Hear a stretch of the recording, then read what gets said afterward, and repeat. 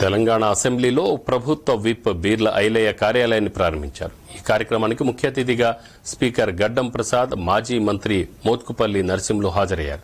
ఈ సందర్భంగా స్పీకర్ గడ్డం ప్రసాద్ ఐలయ్యకు పుష్పగుచ్చం అందజేసి శుభాకాంక్షలు తెలిపారు. అనంతరం యాదాద్రి ఆలయ అర్చకులు ప్రభుత్వం విప్ బీర్ల ఐలయ్యకు వేద ఆశీర్వచనం అందజేశారు.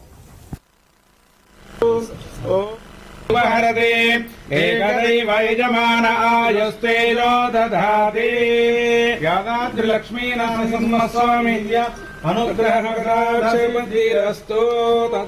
సంవత్సరాని వసావసాదే యువోరత్సర్గా అవాదరతమన్ృతాని విష్ణుపాకటాక్ష సిద్ధిరస్తు సార్